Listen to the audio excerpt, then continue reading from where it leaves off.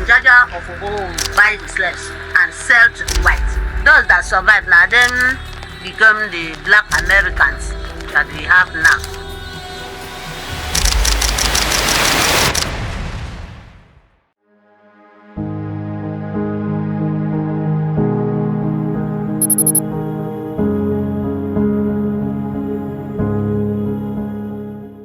Growing up, I often heard stories about slavery. They were always spoken of in, hushed tones and dramatized in movies. But even as a child, I wanted to know more what it really meant for people who lived through it, what they went through, how it shaped the world, and how it happened right here in Nigeria. 150 slaves were stored there at any given time.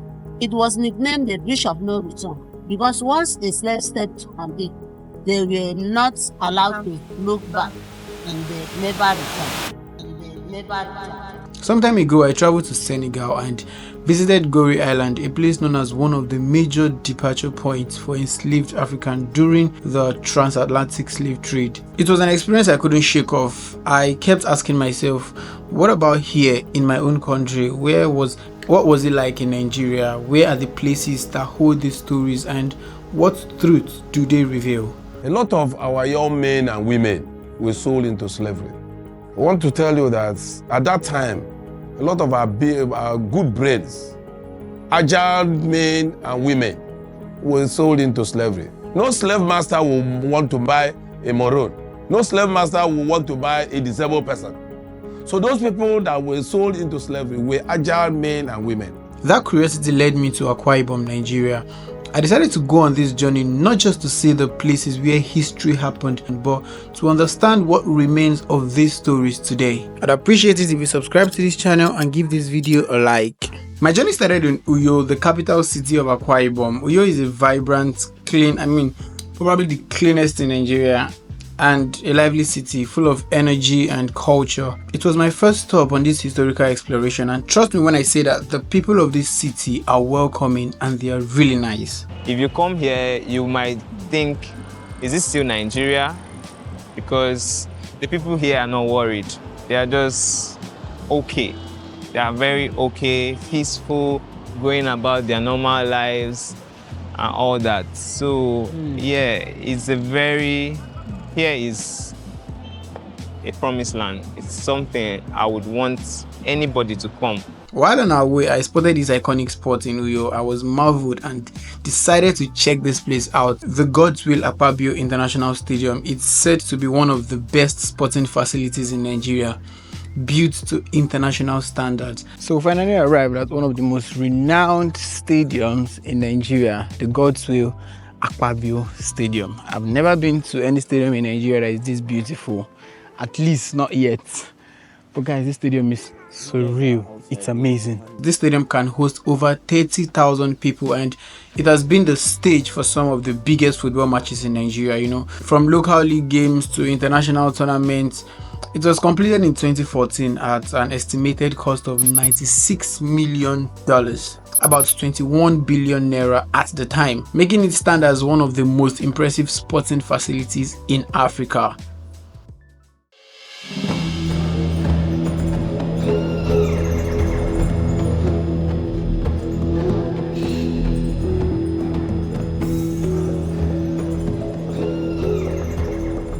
The next morning, I left Uyo for Ikot Abasi. It's about a 2-hour drive from the capital city, Uyo.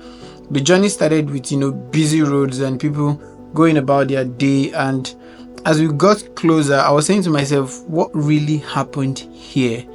What stories would I uncover? I had so many questions and I wasn't sure if I was ready for the answers. And as we arrived in Ikot Abasi, the first thing that struck me was the architecture with old colonial style houses. Lots of houses here still look the same way it used to be 200 years ago. A lot of them are still, built using bricks.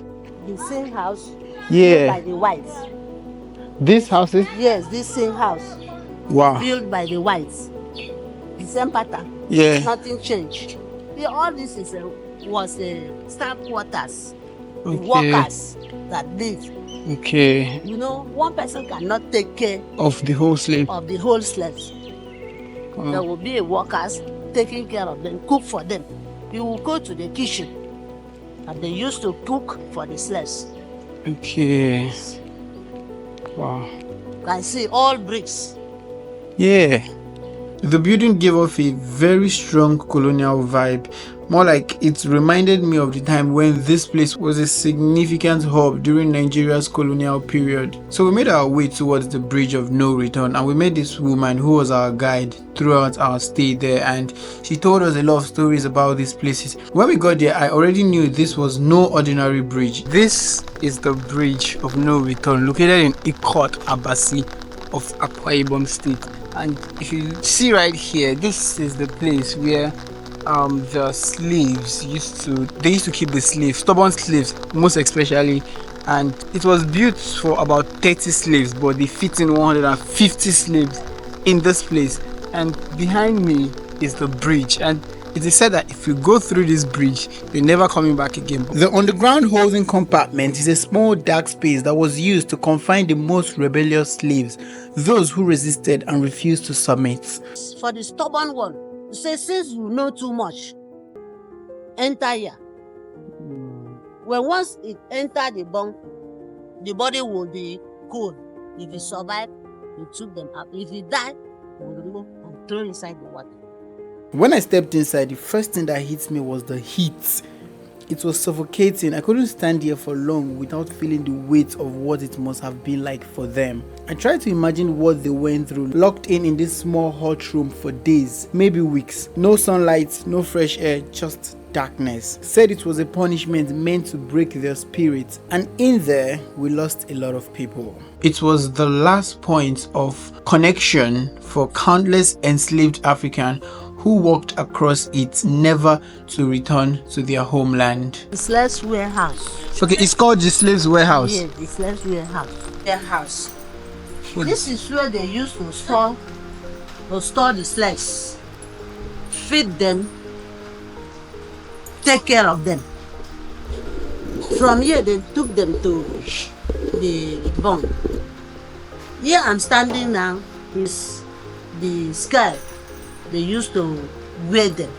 This scale will connect from the ankle there with the chain and scale the slaves.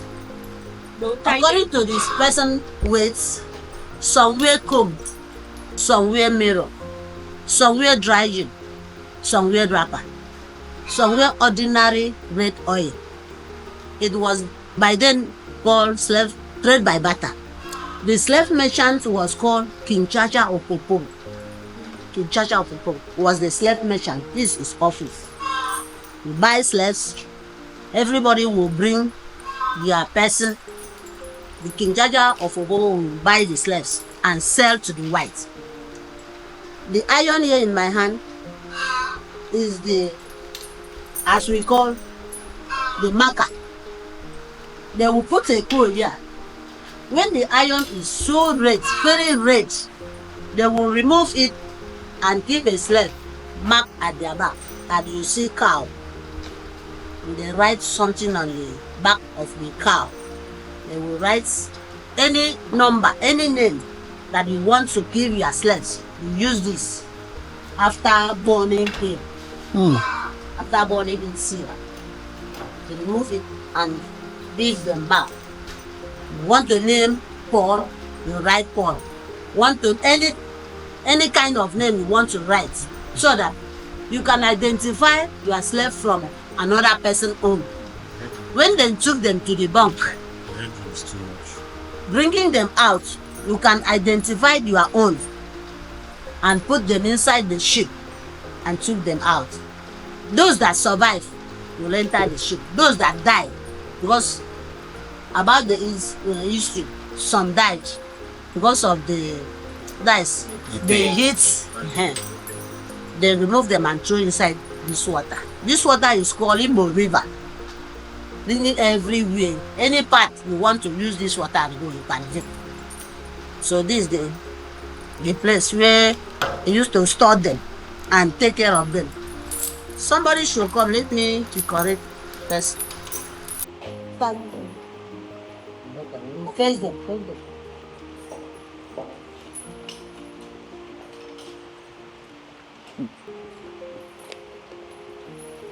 Because they will do like this and took them to the bush. This one will draw this one, this one will draw this one. If a woman is pregnant, nobody will buy. If he's sick, they will not buy. They will keep them there until they keep them, take care of them before they buy it. And took them to the bunk there. So you see. From here, this warehouse it is left bunk. Because when a slave leave this warehouse and step to the bridge of no return, they will not allow that person to look back or come back to this warehouse again. Like a father will have a stubborn child, he would like to sell the child out from the family. Say, I don't want this kind of wicked and stubborn child to sell him out. So why did they choose Akwa Ibom, Ikot Abasi? Because that time Ikot Abasi here was called Opobo. Yes. Now because of this creation of states, they fight Opobo, Aba, and Oron.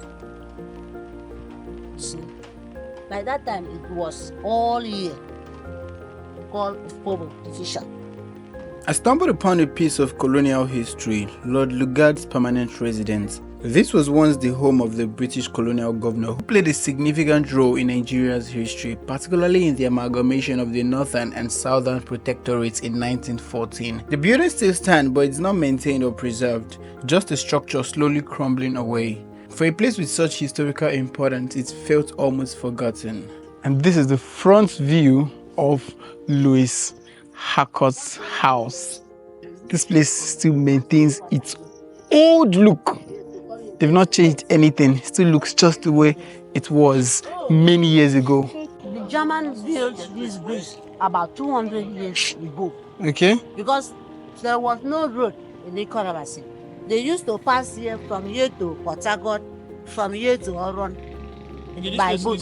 Okay, by boat. Yes, by boat. That Okay. is why they built the bridge for people to pass. It's over 200. And it's still very strong. Yes, the iron is very strong. The German bridge was built over 200 years ago. This bridge was constructed by the Germans to improve access to the area. Before it was built, the only way to transport people and, sadly, slaves was through boats crossing the waterway and trains, making it easier for the colonial powers to carry out their trade activities. After more than 2 centuries, this bridge still stands. This is a mock gravesite. The place signified the mock gravesite in memory of the 1929 Women War. May their soul rest in peace. You can hear about women riot. You hear something about Yes. that? Yes. About women riot. It happened at Aba and ended here. So some women died here, some run into this water and died. The women that fought for us, that women should not pay tax. This is where they died. Exactly port where they died. This office you see so is the office of DO, Director of Hunter. This is office. The women come out half naked. Their breasts were open. The whole leaves sticks for a peaceful demonstration. Women of Ikot Abasi, Akwa Ibom Division, we all died for what we believed in. Yes! Ibanina! Ibanina! Ibanina! Though the white men do not understand them, the white men think that it was a threat to them. So it now ordered the hunter to open fire on those women. Because of the fear, some jump inside this water and end their lives. The hunter shoots some women here. As we are coming, you see that woman that break a cord. His name is Adiara Eden, the grandmother to Sir Barrister Udoma, who was the woman. that collect a corn from the whites and break it. Because of that, the white men ordered the hunter to shoot the woman to death. Right here. As I stood there, I couldn't help but feel a deep sense of loss, not just for the lives and stories taken from this place, but for the history that seems to be fading away. Ikot Abasi, with its rich past, feels like it's been forgotten. Almost no one cares about this place. From the bridge of no return to the old colonial houses, I feel like they are just not relics, they are pieces of who we are. This place is part of our history, a part that should be preserved, not left to wither away. It tells the story of where we've come from and the struggle of our ancestors. And it's a story that even our descendants need to hear. I mean, the ones that would come after us, they need to know what happened here, so they understand the sacrifices and the strength that shaped us into who we are today. That's why I made this video, to tell this story, to share this piece of Nigeria's history with people who might not know about it, both within and outside the country. Places like this should never be forgotten. They are not just landmarks, they are lessons. I mean, lessons that teaches us about where we come from. If you enjoyed this video, please like and don't forget to subscribe. Also, let me know what you think in the comment section, and I will see you in the next episode. Bye.